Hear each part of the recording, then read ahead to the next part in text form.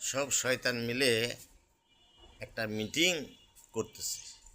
ওই মিটিংয়ের মধ্যে ফয়সালা হয়েছে কিভাবে মানুষকে কুপথে নেওয়া যায়, কিভাবে মানুষকে আল্লাহ রসুল থেকে দূরে সরানো যায়। তো মিটিং করতেছে, এমন সময় এক শয়তান বলতেছে যে মানুষকে বেপথে কুপথে খারাপ পথে নেওয়ার জন্য একটাই পথ আছে। সেই পথটা হলো ওদের মাথায় যে একটা ঘড়ি সেটিং করা আছে, সৃষ্টিকর্তা আল্লাহ রাব্বুল আলামিন দিছে, ও ঘড়িটাকে নষ্ট করতে হবে। আর ওই ঘড়ি যদি নষ্ট করা যায় তাদেরকে জাহান্নামে নেওয়া সহজ হবে।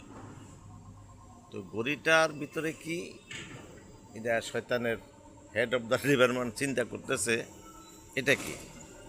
তো ওই শয়তান বলতেছে ঘড়িটা হইল এমন একটা সময়, যে সময়টা মানুষ দেখে দেখে 5 ওয়াক্ত নামাজ পড়ে, আল্লাহর জিকির ইবাদত বন্দেগী করে।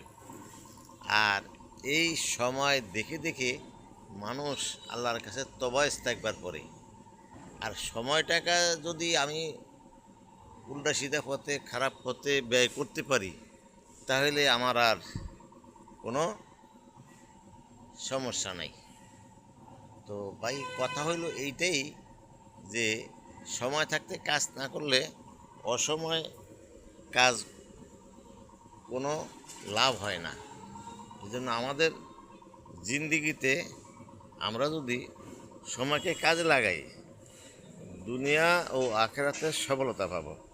আর এই সময়ের ভিতর যদি আমরা হেলাফেলা করি, তাহলে এই সময়কে আমাকে জাহান্নামে নিয়ে যাবে। কারণ ইংলিশে একটা কথা আছে, time and tide wait for none. সময় সমুদ্রের স্রোতের মতো, সময় কারো জন্য অপেক্ষা করে না। আর এই সময় এমন এক সময়, এই সময়ের ভিতরে যদি আমরা ইবাদত বন্দেগী করি, আর সময়ের ভিতরে যদি আমরা আল্লাহকে হাজির নাজির জানিয়া কোরআন অনুযায়ী জীবন গঠন করি, রাসূলের সুন্নত অনুযায়ী যদি আমরা চলি, তাহলে আমাদের জীবন পুরা সফলতা।